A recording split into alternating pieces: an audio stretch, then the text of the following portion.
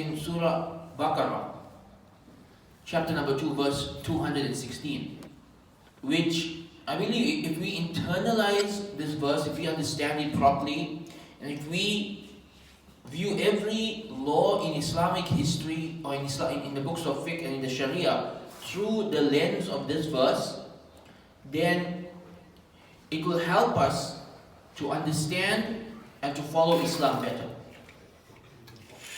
We live in a time where there are a lot of doubts and questions that people have about Islam. And very often, these questions or doubts, they all come from a place of why. Why does Islam have this law? Why does Islam have that law? Why does Islam prohibit this? Why does Islam prohibit that? Why does Islam allow this? Why does Islam command that? And very often, we become too obsessed with the why. Now, there is the other extreme where we don't explain the why at all or ever, right? That's never been my methodology. But there is also a level where we become too obsessed with the why, to a level that we want a logical, rational reason that we can understand for every little thing. And the truth is, there isn't always a reason that you can understand behind everything. There may not be a logical way to explain to you why Maghrib Salah is 3 rak'ah instead of 4 rak'ah. There may not be a logical reason behind why we wash our face 3 times instead of 4 or 5 times when we make wudu. A lot of laws are simply sami'na wa ata'na, we hear and we obey. A lot of times the laws of Islam boil down to trusting Allah and obeying Allah. So in our time we have a lot of these questions. People want to know, why does Islam have a concept of jihad? Why does it have such harsh penalties for crimes? Why are there these restrictions of hijab and covering in a certain way and certain gender roles in the marriage? Why? And too often this comes from a place of assuming that the morals of other cultures is correct and Islam needs to answer to that Islam needs to get in line with that. But this should not be our attitude. Our attitude should be that Allah knows best. Allah knows best and we obey Allah. And there is a verse in the Quran that's profound because it's actually talking about jihad specifically. The verse talks about jihad, but in this verse Allah gives us a moral principle, a philosophy of life, you can say, that you can apply to any of the laws of Islam.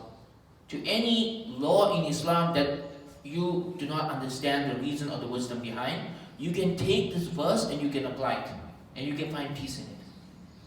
And this is verse 216 of Surah Baqarah. So, in this verse, the backstory, this verse was revealed very early on, right? Around the time of the Battle of Badr, when jihad first became an obligation. And there were people in Medina who were not happy about this. There were people in Medina who were not happy about the idea of war being a religious obligation. And there were rumblings about this. So Allah subhanahu wa ta'ala revealed a very powerful verse that you can really take it, even though it's about jihad, you can apply it to any of the laws of Islam. And that verse is, كُتِبَ عَلَيْكُمُ الْقِتَالُ وَهُوَ كُرْهٌ لَكُمْ. Jihad is an obligation upon you, even though you don't like it. وَعَسَىٰ أَن تُكْرِهُ شَيْئًا وَهُوَ خَيْرٌ لَكُمْ. And maybe you don't like something, but it's good for you. وَعَسَىٰ أَن تُحِبُّوا شَيْئًا وَهُوَ شَرٌ لَكُمْ. And maybe you love something. Maybe you love something, but it's bad for you. وَاللَّهُ يَعْلَمُ وَأَنْتُمْ لَا تَعْلَمُونَ. Allah knows, you don't know. Allah knows, you don't know. It's a very powerful verse. We should take the time to digest it, to reflect on it, to internalize it, to make it our lens through which we view the entire Sharia. Allah knows and you don't know. It's a very simple but profound answer. And it links directly to 2 of the names of Allah, the Asma al-Husna, which Allah subhanahu wa ta'ala, we know Him to be Al-Hakim. Al-Hakim, from the word hikmah. Hikmah means wisdom. Al-Hakim means infinitely wise. Allah's wisdom is infinite. He understands what we don't. His laws are derived from the infinite wisdom. None of us are going to attain infinite wisdom in our lifetime or anything close to it. So there will always be laws where we don't understand the wisdom behind it because we don't have that level of wisdom. We go into life and we're learning.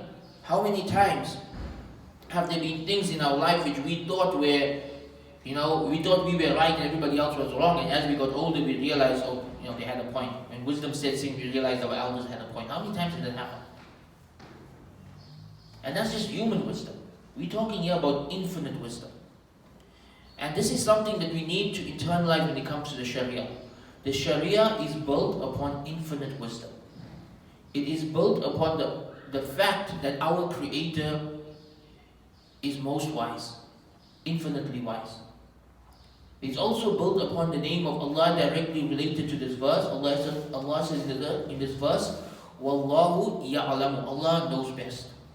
And this is linked to Allah's name, Al-Alim, infinitely knowledgeable, the one who knows everything, the one who knows best. Allah knows best. Internalize this. Allah's laws are based on His wisdom and His knowledge. That means sometimes we understand the rational. We understand why alcohol is haram. Right? Because we've seen the destructive results of alcoholism and intoxication in our community. So we understand it. We understand why murder is haram. We know what murder does to society. Sometimes we understand it. Sometimes we may not. Sometimes we don't have that level of knowledge or wisdom to understand why did Allah want it this way and not that way. In this verse, Allah is calling upon us to trust His wisdom, to trust His knowledge.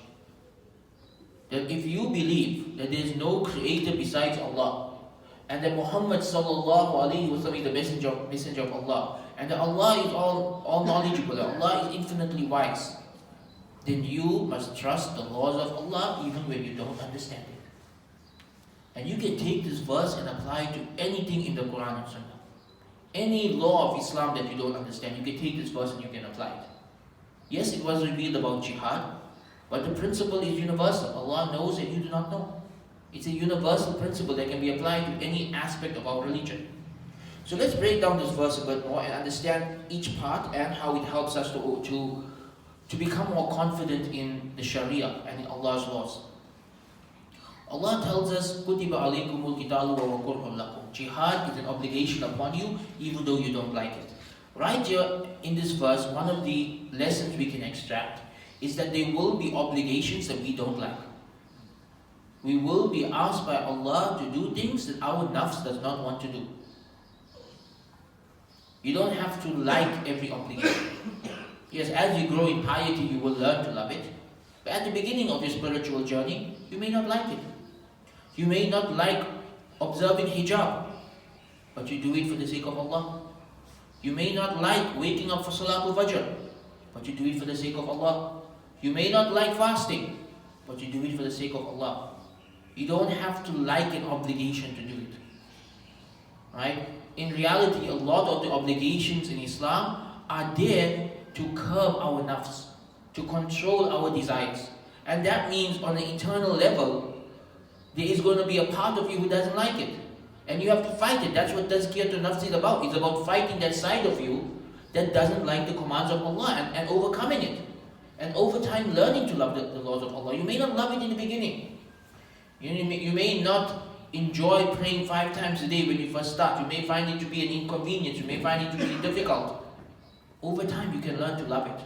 As your spirituality grows and your connection with Allah subhanahu wa ta'ala grows, you learn to love it. It's the same with observing hijab. It's the same with any of the laws of Islam.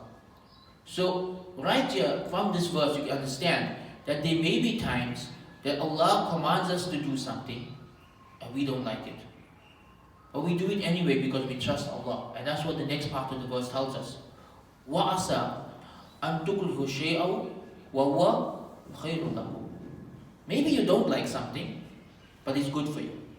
So Allah is now drawing our attention to the fact that there are aspects of the Sharia that we may not like, but Allah has obligated or allowed it because it's what's best for society.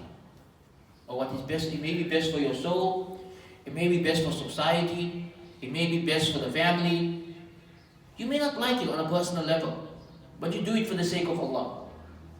Right? And there are many aspects of the religion that may be like this. And when you come across a law in Islam that you personally may struggle with, you may not like it, right? Like some ladies don't like the fact that a man's allowed 4 wives in Islam, right? You may not like it, but Allah allowed it because it's what's best for society, on the broader level, right? And sometimes you don't like it and you just submit because it's what Allah wants. Allah knows what's best for us. Some people don't like, that they have to go to the masjid, especially with their business. Sometimes the test comes that your business is booming and it's Jum'ah time. And Allah has commanded you in the Quran that when the azan for Jum'ah goes, go to the masjid and leave your business. You don't like it. You don't like leaving the business. You're losing out on profits. Do it for Allah. Allah knows what's best for us. Allah knows what's best for us. We may think that that business is best for us. It may not be best for us. It may not be good for our soul. It may affect our greed, our materialism, our desire for dunya. It may cause us to love money more than Allah. But Allah knows what is best for us. And we have to understand this. That one of the lessons that we derive from this verse is that if something is allowed by Allah explicitly, and more so if something is obligated by Allah, there has to be benefit in it. There has to be benefit in it. How do we get this from the verse? Because Allah says, وَهُوَ خَيْرٌ لَكُمْ. It's good for you. Allah is saying, even the laws of Islam that you don't like, it is good for you. Meaning, if you don't understand the law of Islam, that doesn't take away from the fact that that law is beneficial. That doesn't take away from the fact that there is benefit in you following that law, even if you don't understand it. You may only understand it 10, 20, 30 years down the line. Right? But if you follow it today, you won't have regrets. If you go against it, maybe too late when you find out, I should have listened, I should have obeyed Allah. And it's the same with the opposite. وَعَسَىٰ أَن تُحِبُّوا شَيْئًا وَهُوَ شَرٌّ لَكُمْ. Maybe you love something and it is bad for you. And again, the beauty of the precise language of the Quran. Allah did not say perhaps you like something and it is bad for you. Allah said perhaps you love something and it is bad for you. This means every single believer will have to struggle with the fact that there are things in this dunya that you love that are haram. And you need to control your nafs and avoid the thing that you want. Everybody has this struggle. And it's different for each person. Right? It is different for each person. Maybe as a man you love looking at women. Allah commands you to lower your gaze. Maybe as a woman you love displaying your beauty, but Allah commands you to cover up. Maybe you love to do something but it is bad for you. You don't understand how it is bad for you. But the fact that Allah prohibited it means it is bad for you. وَهُوَ شَرٌّ لَكُمْ. Allah uses the word shar. Shar means evil. Allah is telling us that these things that we love in this dunya that are haram, there is evil in it. We don't know the evil. We don't understand the evil. We want it. Sometimes we want people to pass fatwas in our favor. Well, just make it halal. Times have changed. Culture has changed. The world has changed. Just make it halal. Just ignore that verse. Just ignore the hadith. Just say it doesn't apply to our times. No, you can't do that. You can't mess with the laws of Allah. Yes, the secondary issues do change from culture to culture and necessity and harm and all that. But that is something that ulama have to do using the principles of their madhab. It's not something that anyone can do as they wish. But we're talking about fundamentals here. We're talking about the Sharia. We're talking about matters upon which there are consensus, things that are clear in the Quran and Sunnah. You can't ask someone to change it because you don't like it. Because Allah is telling you there's going to be laws you don't like. Allah is telling you there's going to be things in this world you love, you can't do it. You can't do it because it is bad for you. And from this, we derive one of the goals of the Sharia. Shaykh Ibn Ashur rahimahullah in his Risala on Maqasid al-Sharia, he stated that the overall goal of Islamic law of Sharia is the removal of harm and the attainment of benefit. That anything Allah has prohibited is harmful, that's why He has made it haram. And anything Allah has obligated is beneficial, that's why He has made an obligation. And this verse is one of the evidences that He brings. That you like something and it is harmful to you. You dislike something and it's beneficial to you. Therefore the law is beneficial and the prohibitions are because those things are harmful. There may be people who like alcohol, who love alcohol, but for the sake of Allah they need to give it up. There may be people who love to gamble, but for the sake of Allah they need to give it up. There may be people who enjoy zina, but for the sake of Allah they need to give it up. If Allah has prohibited something, there is harm in it, even if you don't understand the harm. You give it up for the sake of Allah. And that brings us to the final part of the verse, which is that Wallahu ya'lamu wa antum la ta'lamun. Allah knows, you don't know. Allah knows, you don't know. Wallahu ya'lamu wa antum la ta'lamun. I want us to think about this. Anytime you come across a verse of the Quran that goes against your desires, anytime you come across a law in the Quran or Hadith or in the books of fiqh that goes against what you want it to be, that goes against what you want, that you don't understand, I want you to tell yourself this verse. Remind yourself of this verse. Remind yourself, Wallahu ya'lamu wa antum la ta'lamun. Allah knows and you do not know. Learn to trust the knowledge of Allah. Learn to trust the wisdom of Allah. You cannot go wrong by obeying Allah. At the end of the day, this is the test of life. The test of life is whether we are going to obey Allah or not. And if you take this verse of the Quran and you apply it to any of these doubts that people have today, you will find that if someone truly understands this verse, that doubt will go away. If someone wants to know, why does Islam allow jihad? Why does Islam have harsh penalties for crimes? Why does Islam have different rules for men and women and different roles for men and women in the family? And why does Islam do this and why does Islam do that? Wallahu ya'lamu wa antum la ta'lamun. Allah knows, you do not know. That's what it boils down to. And by the way, Allah gave the same answer to the angels. When the angels asked him, why are you creating human beings? Why are you creating humans who are going to kill each other and cause chaos? Allah said, I know, you don't know. He said that to the angels, He said that to us. That should be our way of interpreting everything in this religion. Allah knows best. Learn to have that tawakkul in Allah. Learn to be confident in Allah's knowledge and wisdom. Learn to be confident in the Sharia. Learn to accept that the law of Allah is what is best for us. And if we do so, our hearts will find peace with those laws, even the ones that contradict our nafs, because we know that perhaps we love something and it is bad for us.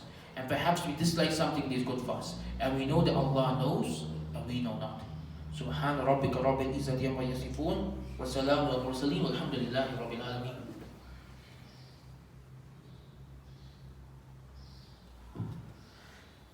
إن الحمد لله نحمده ونستعين ونستغفره ونؤمن به توكل عليه ونعوذ بالله من شرور أنفسنا ومن سيئات أعمالنا من يهده الله فلا مضل له ومن يضلل فلا هادي له أما بعد. So when it comes to the laws of Islam, we say that every law of Islam is based on divine wisdom. But we need to add a footnote here. And that footnote is, we don't always know what that divine wisdom is. We can understand it most of the time. We can understand the divine wisdom behind the prohibition of alcohol. We can understand the divine wisdom behind the prohibition of zina. But we can't always know it. Why do we make tayammum when there's no water? Just touching sand and wiping our face. Allah knows best. Why do we have to pray Fajr so early in the morning? Allah knows best. Why is it 2 rakats, not 4 rakats? Allah knows best. So there's a principle in the books of fiqh, in the books of Maqasid al-Sharia. Now it's interesting. Maqasid al-Sharia is the science of understanding the wisdom behind Allah's laws. Right? Maqasid al-Sharia is the science of understanding the wisdom behind Allah's laws. But in the books of Maqasid, you will find that the scholars make a distinction between those laws that we can understand the wisdom behind and those laws that we can't. And every major scholar in this field has written about this. And every major scholar in this field has said that there are some laws in Islam that we do not know the wisdom behind it, but we still trust Allah's wisdom. They even have a technical term for this. In the books of fiqh, this is called ta'abbudi. Ta'abbudi. What does ta'abbudi mean? It means you are following this law out of worship of Allah, even though you don't understand it. Ta'abbudi, from the word ibadah, means that this law is an act of worship. Right? When you see the word ta'abbudi in the book of fiqh, it means the scholar who is telling you the ruling does not understand the wisdom behind the law, but he understands that this is the law of Allah and what we need to follow. So the very fact that this term exists means that there will be laws in Islam that you and I don't understand, that you and I don't know the wisdom behind. And that's fine. You still have to follow it. You still have to obey. That's where the test comes in. It's not a test to follow a law that you understand. Right? If you understand the harms of alcohol, you're going to stay away from alcohol. Right? Because you understand it's rational. But if you don't understand why something is haram, and you're just staying away from it out of worship of Allah, out of obedience to Allah, this is now passing the test of life. This is now showing that you trust Allah more than your own self. This is now living the principle of sami'ana wa ata'ana. We hear and we obey. So understand that yes, sometimes we can explain things rationally, sometimes we simply say, Allah said it, we hear and we obey. Allah said it, we hear and we obey. And that is something that every single one of us need to internalize, and that is how we should assess the entire Sharia. It doesn't always have to make sense. It doesn't always have to match modern sensibilities. If Allah said it, obey it. We ask Allah for guidance, we ask Allah for the correct understanding, we ask Allah to grant us proper knowledge and understanding and practice of this religion. Subhana rabbika rabbil izzati amma yasifun, wa salamun ala al-mursaleen, walhamdulillahi rabbil alamin. Aqimis salat.